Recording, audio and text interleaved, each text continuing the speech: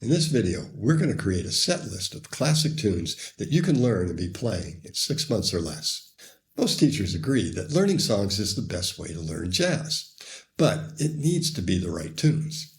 There are a lot of lists out there telling you to learn this tune or that, but they often seem to be more about popularity than pedagogy, and they include tunes that are just way too hard when you're starting out. Hi, I'm Dr. George, and my mission is to make jazz guitar simpler so anyone can have fun playing as quickly as possible. When you're just getting started with jazz, you don't want to spend hours on scales and exercises like a beginner.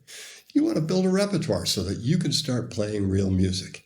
And that means you should pick tunes that you can learn quickly and can play with feeling without overloading on theory. This means you can focus on the music rather than just scales and chords. We'll be looking at 10 tunes. They're in order so that each tune builds upon and reinforces what you've learned in the previous ones. And as you learn new things, you can always go back and apply it to the tunes that you already know. Simpler tunes are easier to hear and let you focus on developing a solid foundation and understanding of jazz. You can focus on playing with good style and feel, crafting melodies, and developing your ideas. And you can play with the same passion that you play on rock or blues without having to worry about whether this note goes with that chord. Now, don't be fooled. These may be easy, but they're great tunes that your audience will recognize and appreciate.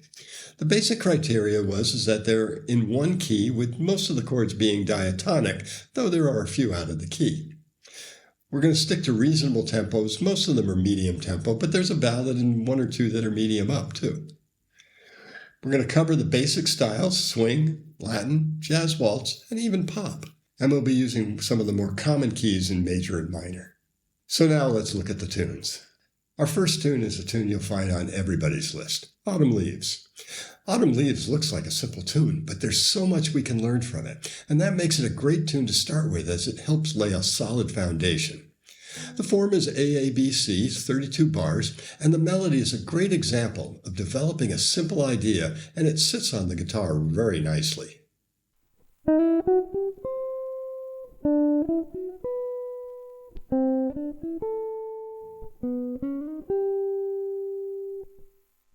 The harmony in the A section is a circle progression, and that includes all the diatonic chords in a minor key. You'll see circle progressions in many songs.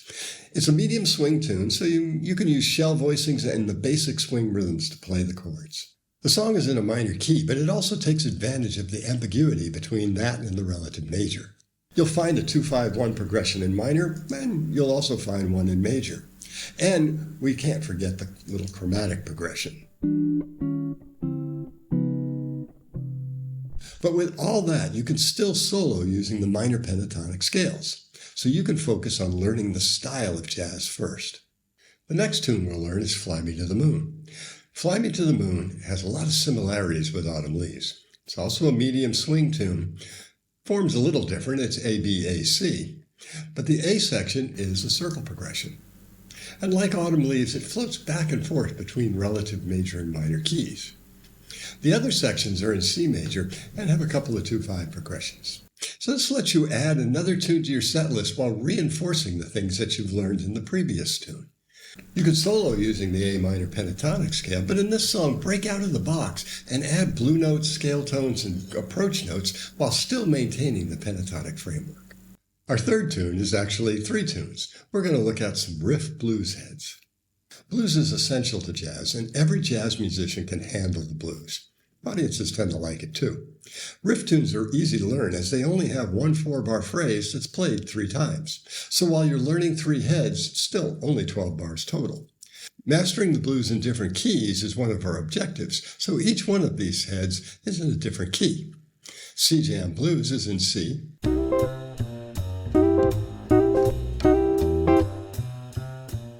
Sunny Moon for 2 is in B flat.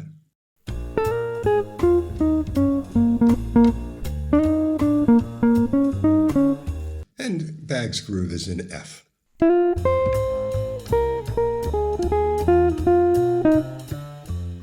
Two of the melodies are basically the minor pentatonic scale, so you can use that to solo. But remember, it's a framework, so add blue notes and approach tones. And to give it a real jazz feel, try the major pentatonic with the added notes on the 1 chord. So far we've been looking at swing tunes, but there are other styles too. The next tune is Black Orpheus. Black Orpheus is a bossa nova in A minor. Other than swing tunes, Latin grooves are the most common in jazz. The form is ABAC, and like the other tunes, it floats between minor and the relative C major. The key harmonic concept is the 2 minor 7 flat 5, 5 7 flat 9 of 4, moving to 4 in section C. You'll find this move to the subdominant in many tunes, both major and minor, so you'll want to have some ways to handle it. One way to handle it is using harmonic minor, but since the target chord is diatonic, you're still in the key, and you'll only need one note per chord to make the change. You can learn the basic bossa grooves and play with 4-note voicing so that the character of the minor 2/5s will be more clear.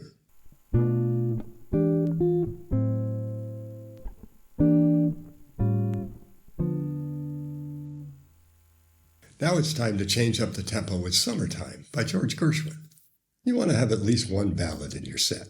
While Summertime is often played as a medium swing or even a funk groove, it was originally a ballad, so that's how we'll handle it. Now, Summertime is a blues, but it's a 16-bar minor blues.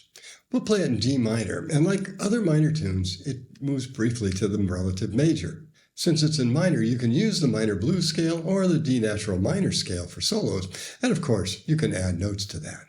The key new harmonic concept is the dominant chord on the flat 6. It's a common substitution that's often used in minor tunes, so once again, you want to be able to recognize it and handle it.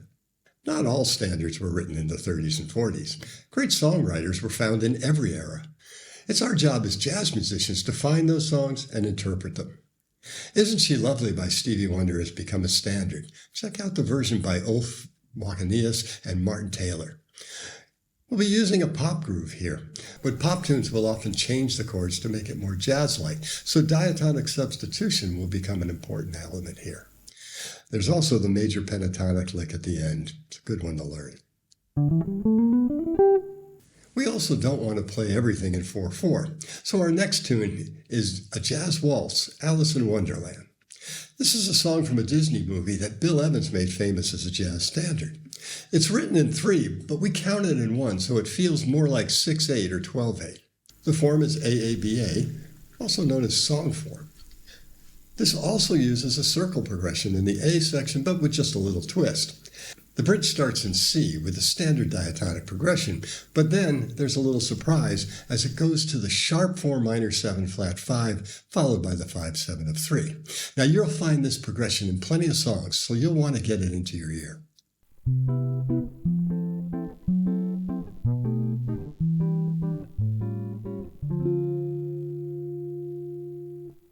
In the early 60s, the minor pentatonic scale became pretty hip. Work Song by Manatt Adderley, with Wes Montgomery on the album, is a great example. While Work Song technically is a swing tune, the groove has a bounce to it that makes it feel more like a jazz shuffle. The head is played in stop time and uses call and response between the lead and rhythm to mimic an actual work chant. The head is in F minor, and the melody is almost entirely F minor pentatonic with a few blue notes thrown in. But for solos, it switches to a dominant chord as the 1 chord, so you can mix the major and minor pentatonic as your framework. The main challenge in this song is to handle the 5 chord in bar 7. You want to make sure to hit the third of the chord at least some of the time. By now you should have the scales under your fingers, so we can push the tempo. Our next tune is St. Thomas by Sonny Rollins. It's another Latin tune, but this time it's a samba feel. Sambas are generally pretty fast, and we count in 2. The form is a 16-bar AABC. The progression is deceptively simple. A little theory can help. If you remove the approach chords, it's basically just 1 6 2 5. So you're in C major. There are also some implied lines that Sonny emphasizes in his solos. Harmonically, there's a passing diminished chord too that you may want to target. And the progression in the last phrase is a cliche every guitarist should know.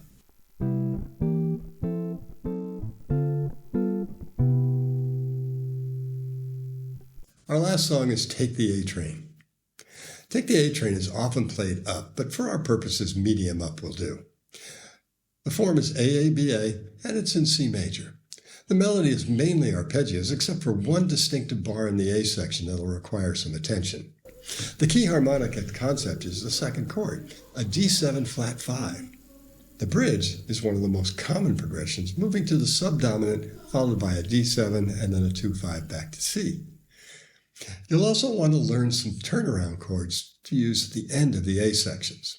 And the ending is the most famous ending in jazz. You'll want to be able to play that in any key. The harmonic rhythm of this song is 2 chords per bar, which gives the soloist plenty of time to explore. Key elements in the melody are this minor sixth interval and the implied line from G to C in the A section. You can make use of both of those in your solos.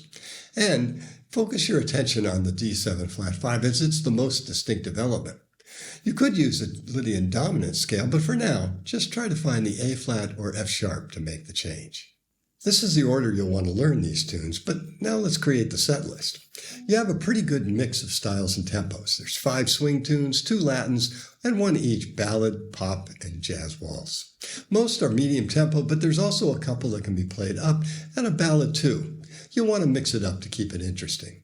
Start with an upbeat swing tune to get loose, and end with your best tune. Alternate the swing tunes with the other styles. The ballad should be somewhere in the early second half. So here's one sample set list for these tunes. Now, of course, these aren't the only tunes you could learn first, but if you can handle these, you can figure the others out for yourselves. Now you're ready for your next set, where the tunes will get a little bit more difficult. But with the basics down, they'll be much easier. Great jazz isn't about how difficult the tunes are, it's about how you play them. As Victor Wooten says, people don't want to hear your theory, they want to hear your passion. With these tunes, that's more likely to come out. One way to take your tunes to the next level is to harmonize the melody or add some chords to your solos like Wes would do. It's not as hard as you think, and you can do it with just 5 basic voicings. If you want to know how, check out this video.